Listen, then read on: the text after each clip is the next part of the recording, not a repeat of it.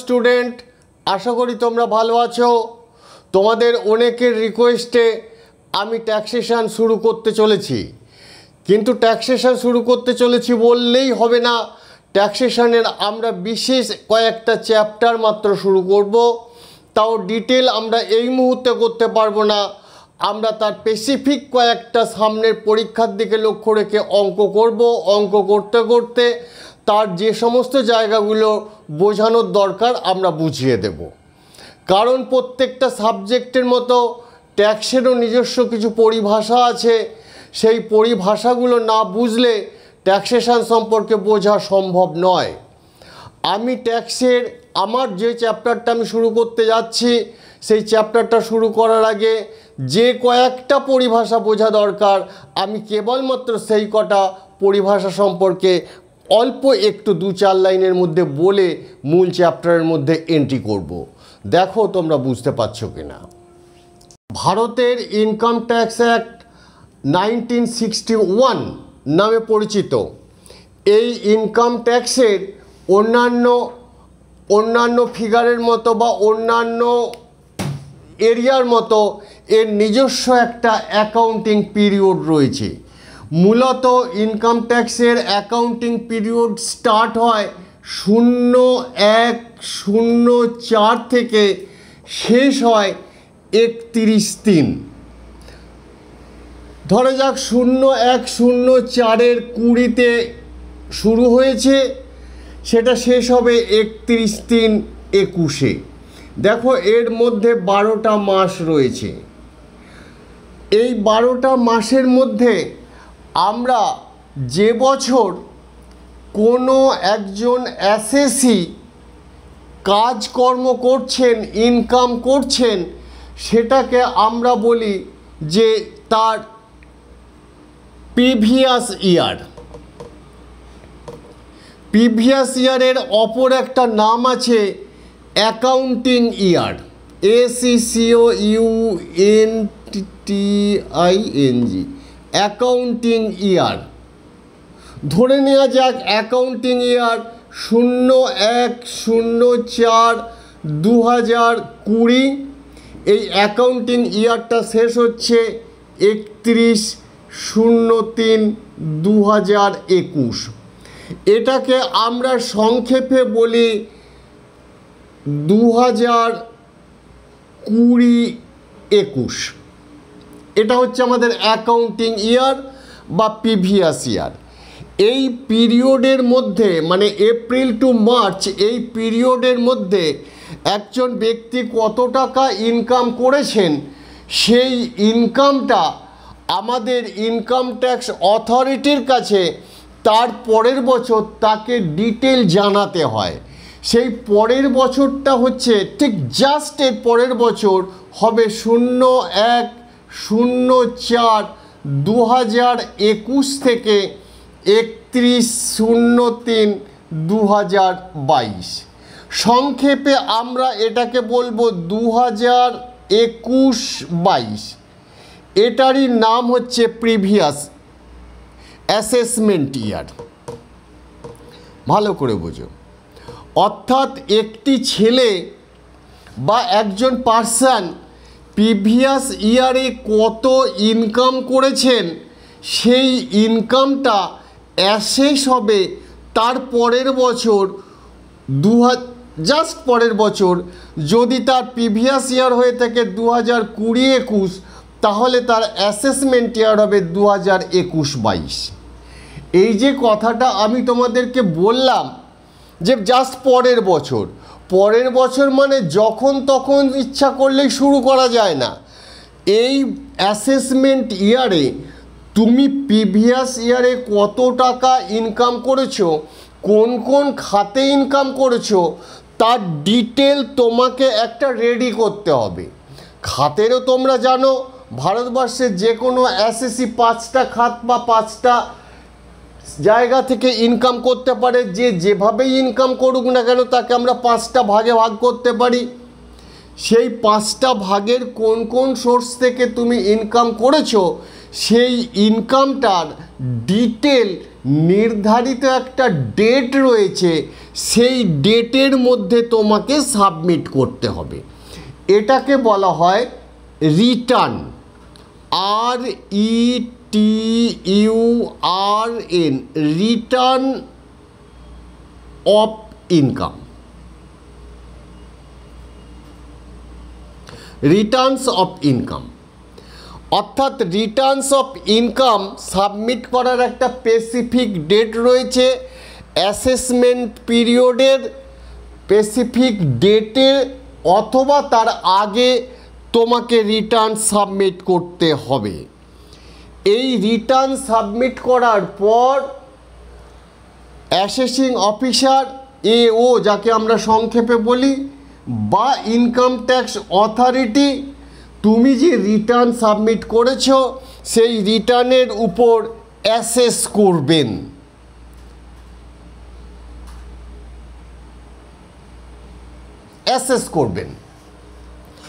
অর্থাৎ রিটার্ন সাবমিটেরও একটা ডেট থাকবে, অ্যাসেসমেন্টেরও একটা ডেট থাকবে।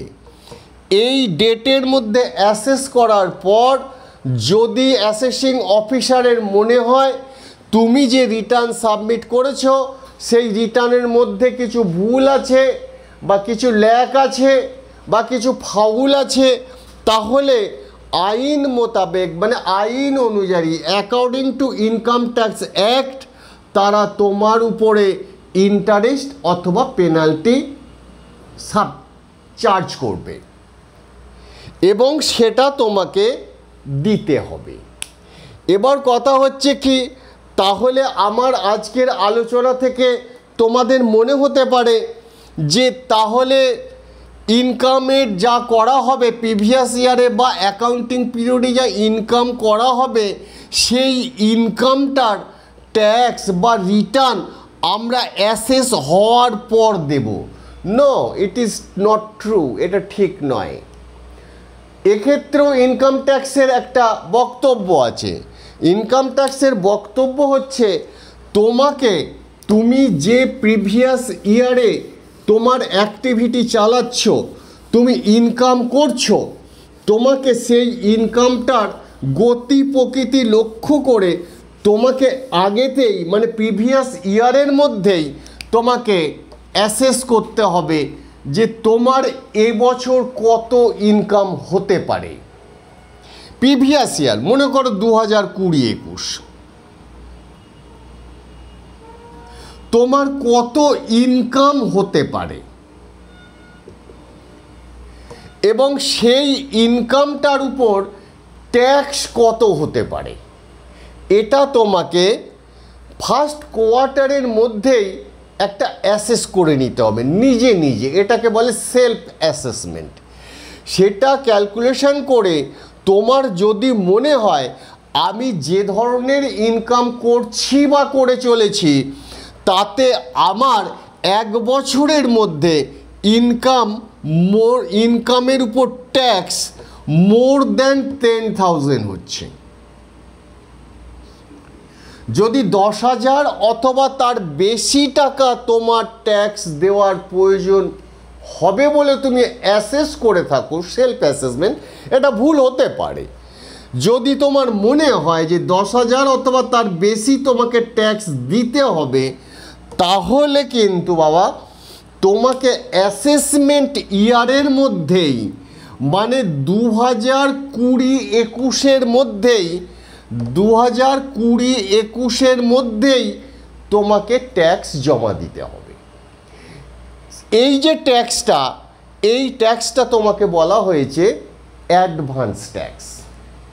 অ্যাডভান্স ট্যাক্স জমা দেওয়ার ওরা বিভিন্ন ধরনের ইনস্টলমেন্ট বলে দিতে পারে, ওরা মানে ইনকাম ট্যাক্স অথরিটি। নর্মালি তোমাকে 4টে ইনস্টলমেন্ট দিতে হবে, first installment, second installment, third installment এবং ফোর্থ ইনস্টলমেন্ট। এই ইনস্টলমেন্টগুলোর টাকা মানে এই ইনস্টলমেন্টগুলোর ট্যাক্স কবে জমা দিতে হবে তার ডেট আছে। এপ্রিল থেকে যদি তোমার শুরু হয়, এপ্রিল, মে, জুন, অর্থাৎ জুন 15 জুন এর মধ্যে তোমাকে অ্যাডভান্স ইনকাম ট্যাক্স জমা দিতে হবে। জুলাই, আগস্ট, সেপ্টেম্বর, 15 সেপ্টেম্বর তোমাকে, যদি এইটা অ্যাকাউন্টিং পিরিয়ড হয়ে থাকে 15 জুন 2020, 15 সেপ্টেম্বর 2020 এর মধ্যে তোমাকে এই সেকেন্ড ইনস্টলমেন্ট জমা দিতে হবে। ঠিক 15 ডিসেম্বর 2020 এর মধ্যে তোমাকে থার্ড ইনস্টলমেন্ট জমা দিতে হবে এবং 15 মার্চ 2021 এর মধ্যে তোমাকে ফোর্থ ইনস্টলমেন্ট জমা দিতে হবে। যদি তোমার ট্যাক্স তোমার অ্যাসেসমেন্ট অনুযায়ী 10,000 টাকার বেশি হয় তাহলে যে বছর মানে অ্যাসেসমেন্ট ইয়ারেই তোমাকে ট্যাক্স জমা দিতে হবে। এই সমস্ত কিছু ডিটেল তোমাকে রিটার্নের মধ্যে লিখে পরের বছর মানে অ্যাসেসমেন্ট ইয়ারে অর্থাৎ 2021-22 নির্ধারিত ডেটের মধ্যে তোমাকে রিটার্ন সাবমিট করতে হবে। এই রিটার্ন সাবমিট করার পর তারপরে নির্ধারিত ডেটে অ্যাসেসিং অফিসার অ্যাসেস করবেন। তাদের অ্যাসেসমেন্টে যদি মনে হয় ঠিক আছে তো ঠিক আছে, যদি মনে হয় ভুল আছে তাহলে ওরা তার উপর ইন্টারেস্ট লাগু হলে ইন্টারেস্ট লাগু করবে, পেনাল্টি লাগু হলে পেনাল্টি লাগু করবে। তার উপর ইন্টারেস্ট পেনাল্টি যা ওদের ইচ্ছা মতো নয়, ইনকাম ট্যাক্সের নিয়ম অনুযায়ী যা ওদের মনে হবে ট্যাক্স আইন অনুযায়ী সেটা লাগু করে তোমাকে অ্যাসেসমেন্ট ইয়ারে ব্যালেন্সিং টাকাটা জমা দেওয়ার জন্য রিকোয়েস্ট করবে। আজকে আমরা এখানে সেই জায়গাটাই আলোচনা করব যে একজন অ্যাসেসি তার অ্যাডভান্স ট্যাক্স নির্ধারিত সময়ের মধ্যে জমা দিতে পেরেছেন কিংবা পারেননি কিংবা একদমই দেননি। এই রকম ধরনের ক্ষেত্রে তার কতটা পেনাল্টি হবে, কতটা ইন্টারেস্ট হবে সেই সম্পর্কে আমরা আলোচনা করব। এই ইন্টারেস্ট বা ফিজ বা পেনাল্টি কতটা চার্জ করতে হবে তাদের বিভিন্ন ক্রাইটেরিয়া অনুযায়ী বিভিন্ন সেকশন রয়েছে। মূলত প্রধানত চারটে সেকশন রয়েছে। প্রথম একটা সেকশন হচ্ছে 234A, 234B, 234C এবং 234F। এই চারটে সেকশন অনুযায়ী একজন অ্যাসেসিকে কী পরিমাণ পেনাল্টি বা ইন্টারেস্ট বা ট্যাক্স বা ফিজ জমা দিতে হবে আজকে আমরা সেটাই এখানে আলোচনা করব। আমার হাতে একটা অঙ্ক আছে, অঙ্কটা তোমরা বোর্ডে দেখতে পাচ্ছ। আমি অঙ্কটা সম্পর্কে সংক্ষেপে একটু বলে দিচ্ছি। এখানে আমাদের অ্যাসেসির নাম হচ্ছে মিস্টার গোস্বামী, যিনি তার রিটার্ন সাবমিট করেছেন 25 জুলাই 2022, অর্থাৎ তার অ্যাসেসমেন্ট ইয়ার হচ্ছে 22-23। এইটুকু লেখা দেখে আমরা বুঝতে পারছি তার অ্যাসেসমেন্ট ইয়ার হচ্ছে 2022-23, প্রিভিয়াস ইয়ার হচ্ছে 2021-22। তিনি এই অ্যাসেস রিটার্নের মধ্যে যে যে কথাগুলো লিখেছেন সেটা আমি সংক্ষেপে তোমাদেরকে বলে দিচ্ছি। তার 2021-22 যা ইনকাম হয়েছে সেই ইনকামের উপর অ্যাসেস করে যা ট্যাক্স পাওয়া গেছে ট্যাক্সের পরিমাণ হচ্ছে 1,03,950 এবং তার ট্যাক্স ডিডাক্টেড অ্যাট সোর্স ছিল 36,450, অর্থাৎ তার ট্যাক্স 10,000 টাকার বেশি। এখান থেকে আমরা বুঝতে পারছি সুতরাং তাকে অ্যাডভান্স ট্যাক্স জমা দিতে হবে এবং তিনি অ্যাডভান্স ট্যাক্স জমা দিয়েওছেন। কবে কবে জমা দিয়েছেন? উনি 15 জুন জমা দিয়েছেন 0, 15 সেপ্টেম্বর জমা দিয়েছেন 18,500, 15 ডিসেম্বর জমা দিয়েছেন 16,125, 15 মার্চ জমা দিয়েছেন 25,250। অর্থাৎ এখানে আমরা দেখতে পাচ্ছি প্রথম অ্যাডভান্স ট্যাক্সটা উনি জমা দেননি এবং পরবর্তী অ্যাডভান্স ট্যাক্সগুলো জমা দিয়েছেন। ঠিক দিয়েছেন কি ভুল দিয়েছেন আমরা আমাদের যে সেকশন রয়েছে সেই সেকশন অনুযায়ী ক্যালকুলেশন করে ওনার কতটা ইন্টারেস্ট দিতে হবে সেই ইন্টারেস্টগুলো আমরা করতে করতে তোমাদেরকে সংক্ষেপে বুঝিয়ে বলবো। দেখো,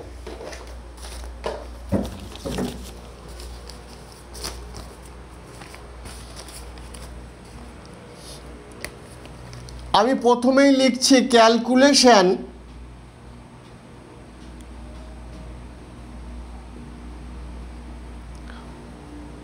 of interest payable under section 234B। এই সেকশন অনুযায়ী উনি যা তথ্য সাবমিট করেছেন রিটার্নের মধ্যে তার কতখানি ইন্টারেস্ট দেওয়ার কথা আমি 234B ধারা অনুযায়ী ক্যালকুলেশন করছি। আমাদের প্রথমেই ভালো করে বুঝে নাও, এই ধারা অনুযায়ী তোমার কাজ হচ্ছে প্রথমেই অ্যাসেস ট্যাক্স তোমাকে বার করতে হবে, ASSESSED, assess tax. Assess tax কি করে বার করবে? ট্যাক্স অন অ্যাসেসড ইনকাম, এর থেকে বাদ দেবে টিডিএস। টিডিএস মানে tax deducted at source. Tax on, ভালো করে বোঝো, ট্যাক্স অন অ্যাসেস ইনকাম এর মানে হচ্ছে 1,03,950 টাকা প্রশ্নে দেওয়া আছে।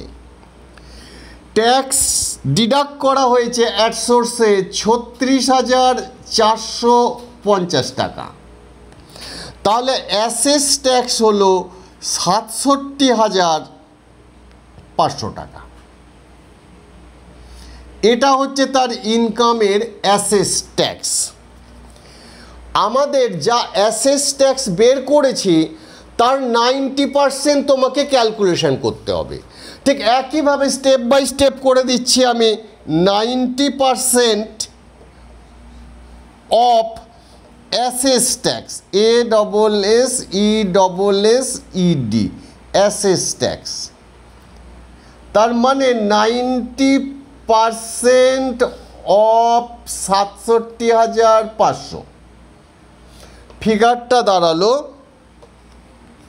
60,750। এই 60,750-এর মধ্যে আমরা অলরেডি কতটা ট্যাক্স পেমেন্ট করেছি, less advance tax paid. Advance tax আমরা পেমেন্ট করেছি 3 বার, প্রশ্নপত্রে দেওয়া রয়েছে 18,500 প্লাস 16,125 প্লাস 25,250, যোগ করে যেটা হবে সেটা হচ্ছে 59,875। তাহলে দেখা যাচ্ছে আমরা যা কম পেমেন্ট করেছি 90%-এর। এখানে নিয়মটা হলো তুমি রিটার্নে যে ইনকাম ট্যাক্সের রিটার্ন সাবমিট করেছো সেখানে তুমি যা টাকা অ্যাসেস করেছো সেই অ্যাসেস থেকে তোমার টিডিএস বাদ দেবে, বাদ দিয়ে যা হচ্ছে তার 90% ক্যালকুলেশন করবে। 90% যতটা ফিগার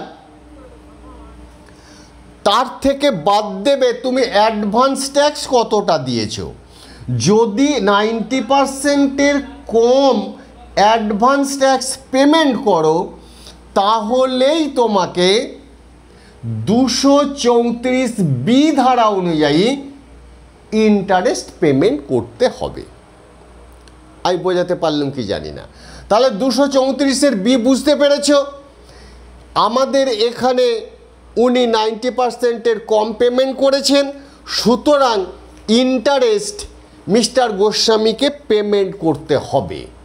এখন পেমেন্ট করতে হবে বললেই তো করা যাবে না, তারও অনেক কিছু নিয়ম রয়েছে। সেই নিয়মগুলো কি আমি একের পর এক তোমাদেরকে বুঝিয়ে বলছি এবং ছোট ছোট করে লিখে দিচ্ছি, তোমরা সেগুলো দেখো।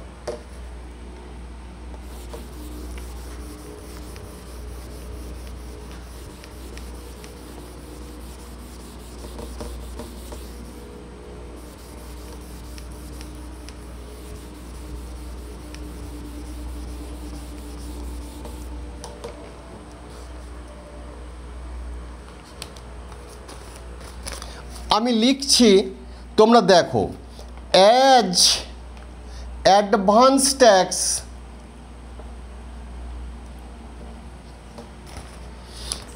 Paid less than 90% of assess tax, এগুলোই কিন্তু rule.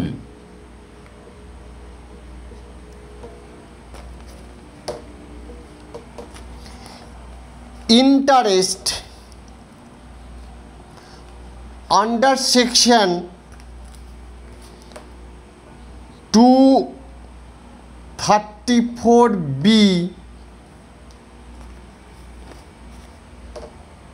is payable।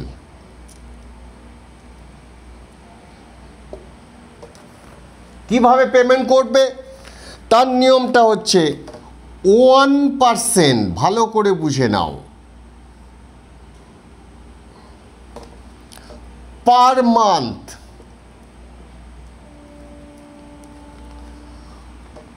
or part, PART, part of month,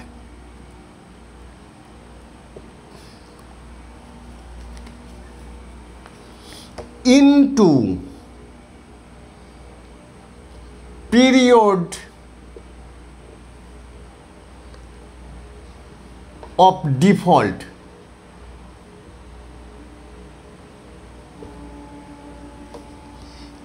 into amount of shortfall।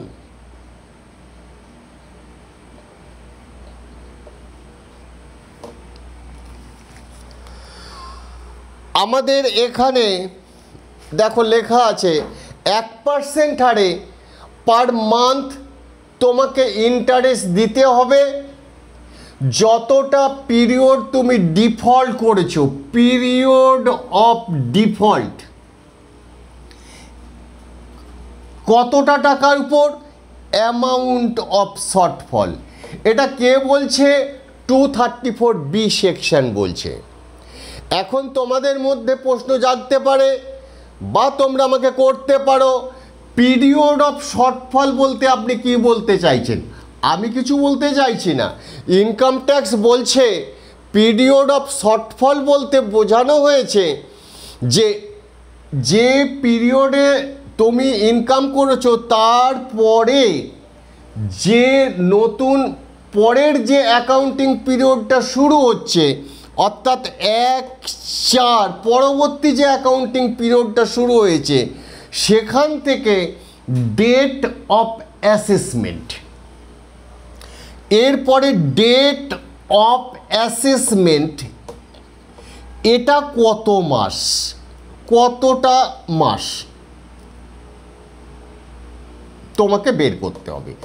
এটাই হচ্ছে পিরিয়ড অফ শর্টফল্টের কত মাস।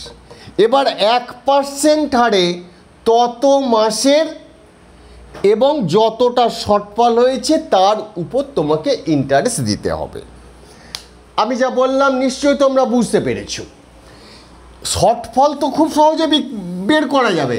90% থেকে তুমি কতটা অ্যাডভান্স ট্যাক্স দিয়েছো সেটা বিয়োগ করে দিলেই শর্টফল পাওয়া গেল। আর পিরিয়ড অফ শর্টফল হচ্ছে কবে অ্যাসেসমেন্টের ডেট হয়েছে সেই ডেট থেকে 1/4 থেকে সেই ডেট পর্যন্ত কতটা সময় হলো। আমি এটা সংক্ষেপে তোমাদেরকে লিখে দিচ্ছি।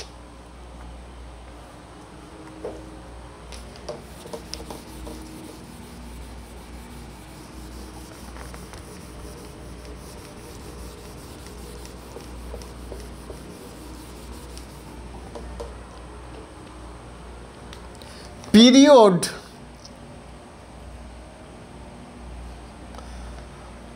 commencing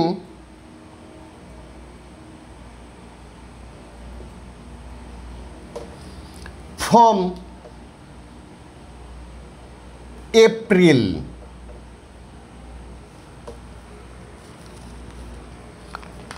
of the relevant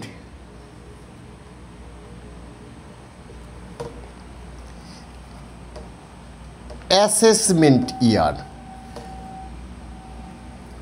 to the date of assessment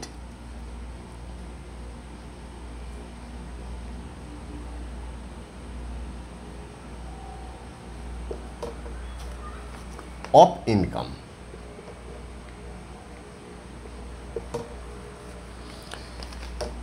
Under section 143/1, 143/3 অর্থাৎ তুমি যে বছর ইনকাম করেছো সেটা তো তোমার প্রিভিয়াস ইয়ার, তার পরের বছরটাকে বলা হচ্ছে অ্যাসেসমেন্ট ইয়ার। ওই অ্যাসেসমেন্ট ইয়ারের 1 তারিখ থেকে তোমার যে ডেটে অ্যাসেসমেন্ট হচ্ছে সেই ডেট পর্যন্ত যে পিরিয়ডটা, সেই পিরিয়ডে তোমাকে তোমার ডিফল্ট অ্যামাউন্টের উপরে ইন্টারেস্ট দিতে হবে 1% per month, simple interest 1% per month তোমাকে সিম্পল ইন্টারেস্টে দিতে হবে। তাহলে আমাদের এই অঙ্কে কি সমস্যা আছে? আমাদের এই অঙ্কে কিন্তু সমস্যা আছে। সমস্যাটা কি একটু ভালো করে পড়লে দেখতে পাবে। মিস্টার গোস্বামী তার ইনকামের উপর ট্যাক্স কতটা অ্যাসেস হয়েছে সেটা আমাদেরকে বলেছেন এবং তিনি কবে রিটার্ন সাবমিট করেছেন সেটাও আমাদেরকে বলেছেন, কিন্তু তার ইনকামটা কবে অ্যাসেস হয়েছে সেটা কিন্তু আমাদের প্রশ্নপত্রে উল্লেখ নেই। তাহলে প্রশ্নপত্রে ডেট অফ অ্যাসেসমেন্ট যদি উল্লেখ না থাকে তাহলে তুমি বলো 1 এপ্রিল থেকে ডেট অফ অ্যাসেসমেন্ট কতটা ডিফল্ট পিরিয়ড সেটা আমি বের করব কেমন করে? সেটা যদি আমি বের করতে না পারি তাহলে ডিফল্ট অ্যামাউন্টের উপর 1% হারে আমরা ট্যাক্সটা ক্যালকুলেশন করব কেমন করে?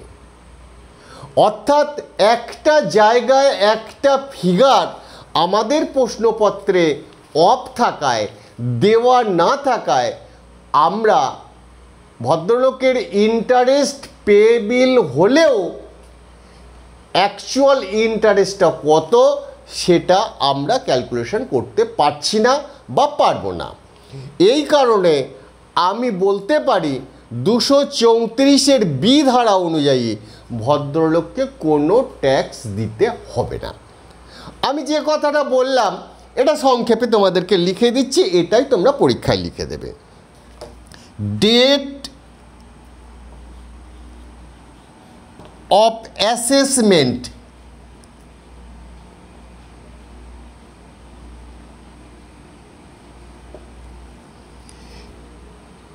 is not given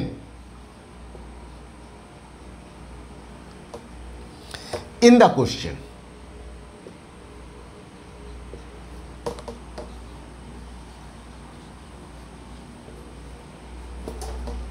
Therefore, period of default cannot be calculated.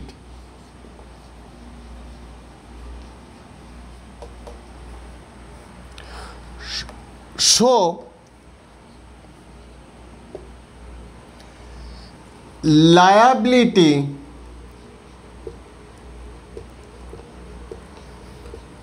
of interest of the assessee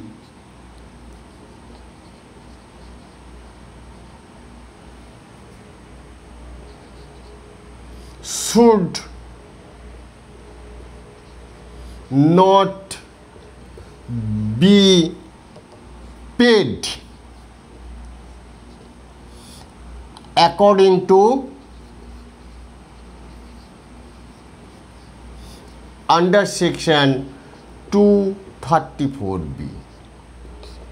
তাহলে একটা সেকশন অনুযায়ী আমরা তার যা রিটার্ন সাবমিট করেছে সেটাকে জাজ করে দেখলাম, তার ইন্টারেস্ট দেওয়ার কথা থাকলেও ল্যাক অফ ইনফরমেশনের জন্য ইন্টারেস্ট ক্যালকুলেশন করা সম্ভব না হওয়ার জন্য আমরা তাকে 234-এর বি ধারা অনুযায়ী ইন্টারেস্ট থেকে সম্পূর্ণরূপে মুকুব করে দিলাম।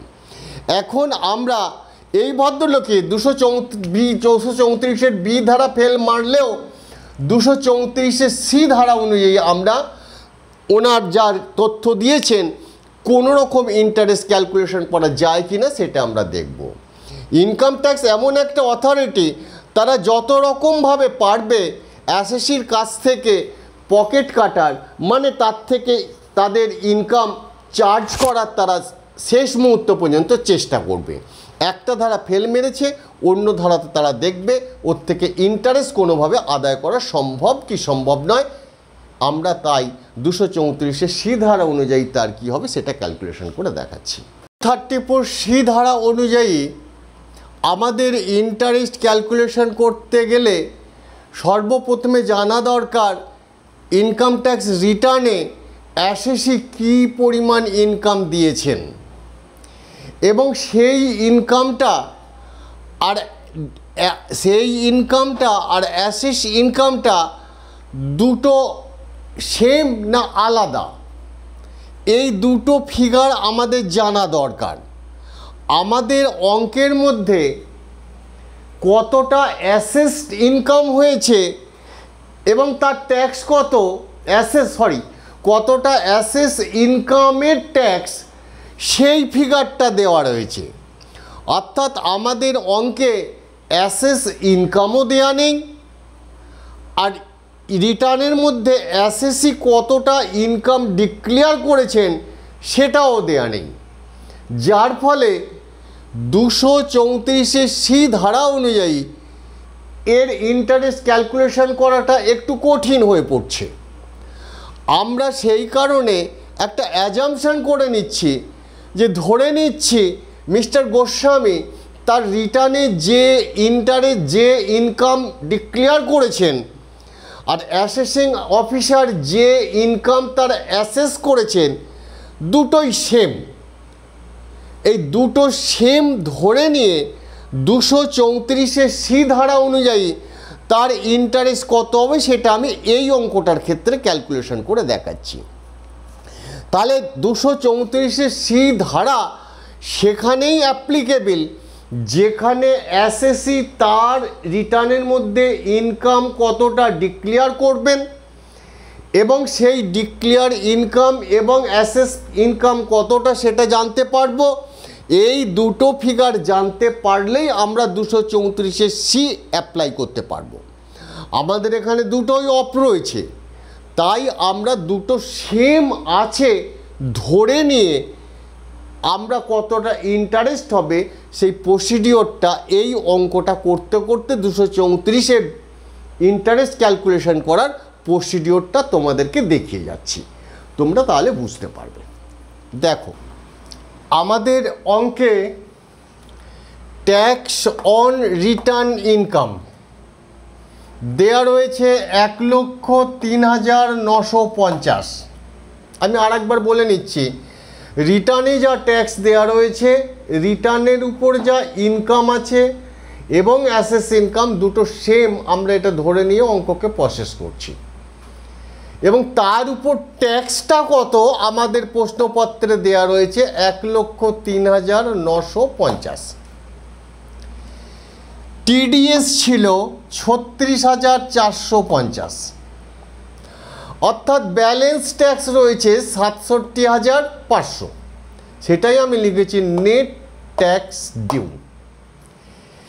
অর্থাৎ তুমি ভালো করে লক্ষ্য করে দেখো, আমি কিন্তু কথাগুলো বারবার বলছি এই কারণে, যেহেতু আমরা ডিটেল পড়াতে পাচ্ছি না লয়ের মধ্যে।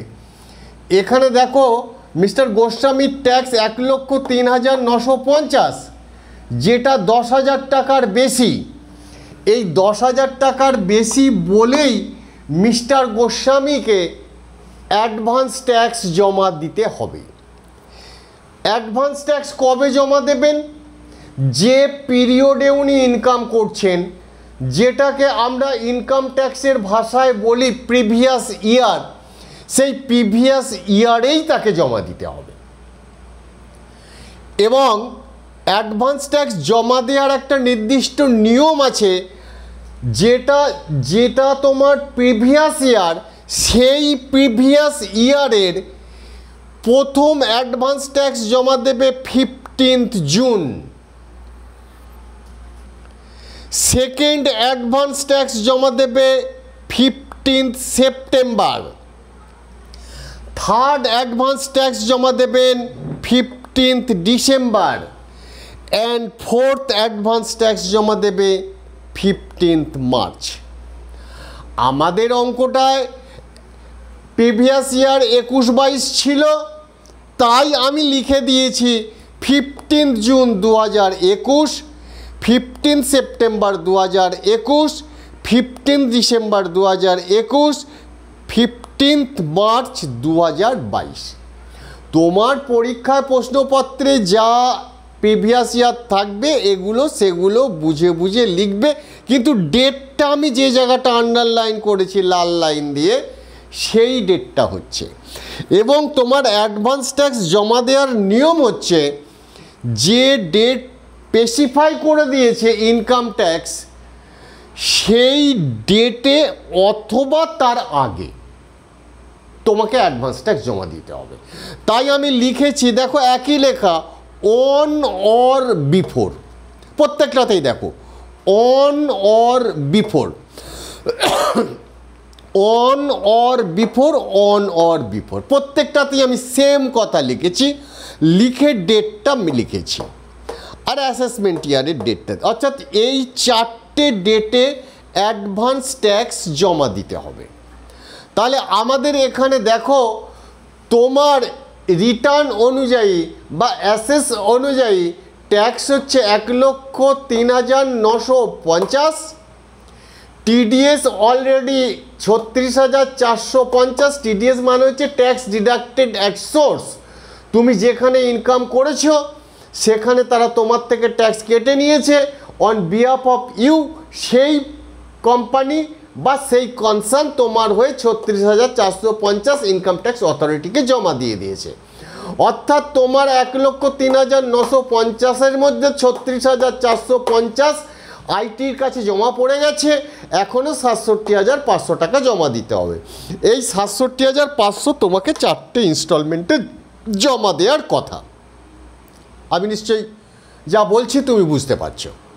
ঠিক দেখো, লেখার নিয়ম হচ্ছে, এইখানে আমি একটুখানি তোমার জন্যে লিখে দিচ্ছি। প্রথমে তুমি জমা দেবে 15%, আমি এটা যেন লিখো না এখানে, 15%।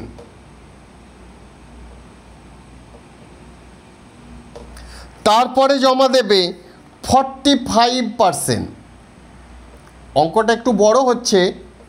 তারপরে জমা দেবে 75%, তারপরে জমা দেবে 100%।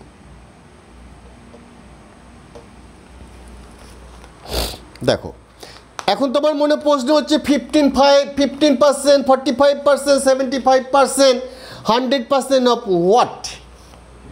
তার মানে হচ্ছে তোমার যত টাকা ট্যাক্স জমা দেওয়ার কথা তার 15%, নেট যা ট্যাক্স ডিউ, ওই 67,500-র 15% তোমার এই সময় জমা দেওয়ার কথা।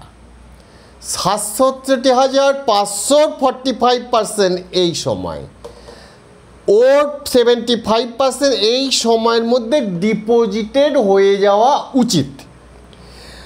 আর 15 মার্চের মধ্যে 100% ডিপোজিটেড হয়ে যাওয়া উচিত। এই ফিগারটা নেট ট্যাক্স ডিউয়ের। অর্থাৎ তুমি ভালো করে বোঝো, এগুলো আসলে কিউমুলেটিভ ফিগার লেখা আছে। এটা যদি কিউমুলেটিভ ফিগার লেখা থাকে, এখানেও তোমাকে কিউমুলেটিভ ফিগার লিখতে হবে, তা নাহলে একটু অসুবিধা হবে। ঠিক একইভাবে এবার প্রশ্নপত্রের দিকে লক্ষ্য রাখো। এই 67,000-এর 15% মানে 10,125 টাকা 15ই জুনের মধ্যে আমাদের জমা দেওয়া দরকার, কিন্তু গোস্বামী জমা দিয়েছে নীল। অর্থাৎ এইটা থেকে এটা বিয়োগ করে যে ফিগারটা হচ্ছে সেটা হচ্ছে 10,125। কিন্তু দেখো লাল কালি দিয়ে আমি লিখেছি 10,100, কারণ আমাদের 119A ধারাতে রুলে বলা হয়েছে এই শর্টফলটা তুমি 100 রুপিজের রাউন্ড অফে নিয়ে যাও। তাই 10,125 হলেও আমি রাউন্ড অফ করে লিখলাম 10,100। বোঝাতে পেরেছি নিশ্চয়ই? অসুবিধা লাগলে তো ফোন করবে বা তোমরা আমাকে জানাবে টেলিগ্রাম গ্রুপের মধ্যে। এই 10,100 যে শর্টফল হলো, এই 10,100-র উপর 1% পার মান্থ, তার মানে 10,100-র 1% মানে 101 টাকা। এটা প্রত্যেকটা quarter, 1 quarter, 2 quarter, 3 quarter, 4 quarter, এক একটা কোয়ার্টার ফর 3 মান্থ, তার মানে 303 টাকা ইন্টারেস্ট তোমাকে দিতে হবে। এই পিরিয়ডের জন্য যে ট্যাক্স আমরা দিতে পারিনি, তার জন্য আমার ইন্টারেস্ট আইটিকে দিতে হবে 303 টাকা। আমি বোঝাতে পারলাম কি না জানি না। একই মেথডে ঠিক এর 45% ক্যালকুলেশন করো, 30,375 এই পিরিয়ড অথবা মধ্যে অথবা তার আগে আমরা 18,500 টাকা জমা দিয়েছি, আমরা জমা দিতে পারিনি 11,800 রাউন্ড অফ ফিগার। এর 1% পার মান্থ হিসাবে 3 মাস মানে 118 টাকা করে 3 মাস, 354 টাকা ইন্টারেস্ট জমা দিতে হবে। ঠিক 75% এতটা আমরা জমা দিয়েছি এই পর্যন্ত 34,625, 16,000 টাকা আমাদের এখনও ডিউ রয়ে যাচ্ছে, শর্টফল রয়ে যাচ্ছে, তার 1% মানে 160, 3 মাসে 348, 480 টাকা ইন্টারেস্ট। 100% 67,500 আমরা জমা দিয়েছি 59,875, 7,600 টাকা জমা দিতে পারেনি। এই জায়গাটাতে কিন্তু ইন্টারেস্টটা একটু বুঝে ক্যালকুলেশন করতে হবে। এই জায়গাগুলোর interest 1% per month for 3 month, 1% per month for 3 month, 1% per month for 3 month, কিন্তু একেবারে লাস্ট ইনস্টলমেন্টটাতে অনলি 1% ফর 3 মান্থ হবে না। তাই 7,600 1% মানে 76 টাকা। তাহলে টোটাল ইন্টারেস্ট কত হলো? প্লেন যোগ করে দাও, 1,213 টাকা। এই 1,213 টাকা আমাদের ইন্টারেস্ট দিতে হবে। এখন এই ইন্টারেস্টগুলো আমরা কিভাবে কি ক্যালকুলেশন করলাম, যেগুলো মুখে বললাম, এই কথাগুলোই পরীক্ষায় তোমরা কিভাবে লিখবে, কেমনভাবে লিখবে, সেটা আমি ছোট ছোট করে নোট আকারে লিখে দিচ্ছি। তাহলেই তোমাদের ফিজ ক্যালকুলেশন কী করে করতে হচ্ছে আশা করি তোমরা বুঝতে পারবে। অঙ্কটা আমি যা করলাম তোমরা দেখেছো, একটা অঙ্কই আমি কিন্তু 234-এর বি এবং 234-এর সি ধারা অনুযায়ী করলে কি হবে এবং তাদের রুলগুলো কি হবে সেগুলো আমি সংক্ষেপে করতে গিয়ে ওই ধারাগুলো কি বলছে জাস্ট অঙ্কের পারপাসেই বলে দিয়েছি। ডিটেলস শিখতে গেলে ভাই অনেকটা সময় লাগবে। অঙ্কটা এইভাবে করার পর পরীক্ষা হলে তোমরা একটু নোট দিয়ে দেবে। সেই নোটটা কি আছে, আমি 3খানা নোট লিখেছি তোমাদের জন্য, আমি আরও ভালো করে ক্লিয়ার করে লিখে দিয়েছি। দেখো, advance tax payable on or before the specified date. যে ডেট আইনে বলা হয়েছে তার আগে কতটা অ্যাডভান্স ট্যাক্স দিতে হবে। প্রথম অ্যাডভান্স ট্যাক্সটা হচ্ছে 15% অফ নেট ট্যাক্স ডিউ। আমি ক্যালকুলেশন করে দিয়েছি, আমাদের নেট ট্যাক্স ডিউ ছিল 67,500, তার 15% 10,125। এই অ্যাডভান্স ট্যাক্সটাই দিতে হবে প্রথম ইনস্টলমেন্টে। সেকেন্ড ইনস্টলমেন্টে দিতে হবে, প্রথম ইনস্টলমেন্টে আমি যেমন বললাম 15%, ঠিক একই টেকনিক। সেকেন্ড ইনস্টলমেন্টে 45%, থার্ড ইনস্টলমেন্টের মধ্যে 75% এবং ফোর্থ ইনস্টলমেন্টের মধ্যে 100%। ফোর্থ ইনস্টলমেন্টের মধ্যে 100% ডিউ তোমাকে দিয়ে দিতে হবে। নিশ্চয়ই বোঝাতে পেরেছি এবং সে ফিগারগুলো আমি একের পর এক ক্যালকুলেশন করে দেখিয়েছি। এবার শর্টফল আমি কি করে ক্যালকুলেশন করেছি। শর্টফল হচ্ছে অ্যাডভান্স ট্যাক্স পেয়েবল, এগুলো সব পেয়েবল, মাইনাস ওখানে ওই পিরিয়ডের মধ্যে তুমি কতটা অলরেডি অ্যাডভান্স ট্যাক্স পে করেছো সেটা বিয়োগ করবে। যা ফিগার বের হবে সেই ফিগারটা 100 টাকার রাউন্ড অফ করে লিখে দেবে। 3 নম্বর, ওই যে শর্টফল অ্যামাউন্টটা তোমরা পাবে প্রত্যেকটা ইনস্টলমেন্টে, তার উপরে এবার ইন্টারেস্ট। ইন্টারেস্ট হচ্ছে ফার্স্ট, সেকেন্ড, থার্ড, প্রত্যেকটা ক্ষেত্রে ইন্টারেস্ট হচ্ছে 1%, 1% পার মান্থ। ফার্স্ট, সেকেন্ড, থার্ডের ক্ষেত্রে হবে 1% পার মান্থ ইনটু 3 মান্থ। কিন্তু লাস্টেরটা যেটা আছে, অর্থাৎ যে ক্ষেত্রে 100 ডে ইনস্টলমেন্টে তোমার 100% পেমেন্ট করে দেওয়ার কথা, সেখানে 1% only shortfall amount into 3 month, এটা তোমাকে করতে হবে না। এই কটা নোট লিখে দেবে, তাহলেই মনে হয় আমার অঙ্কটা কমপ্লিট হয়ে যাবে। আশা করি খুব ছোট্ট চ্যাপ্টার, সহজে বা অল্প সময়ের মধ্যে আমরা ইন্টারেস্ট বা ফিজ কি জমা দিতে হবে, কোথায় ফাউল করলে কি হবে না হবে, একটা অঙ্কের মধ্যেই তোমাদেরকে বোঝাবার চেষ্টা করেছি। আমি এক্সপেক্ট করছি তোমরা বুঝতে পেরেছো। তবুও বলবো, তোমরা যারা যারা বুঝতে পারছো না, যাদের যাদের মনে প্রশ্ন আছে, তারা অবশ্যই আমাকে আমার টেলিগ্রাম গ্রুপে জানাও। টেলিগ্রাম গ্রুপের লিঙ্ক তোমরা আমার চ্যানেল ডেসক্রিপশন এবং ভিডিও ডেসক্রিপশানে পেয়ে যাবে। আগামী দিনে আমরা এই ইন্টারেস্ট অ্যান্ড ফিজ পেয়েবলের উপর কোনো অঙ্ক বা অন্য কোনো চ্যাপ্টার বা ছাত্রদের রিকোয়েস্টে যে আছে সেগুলো আমরা করতে পারি।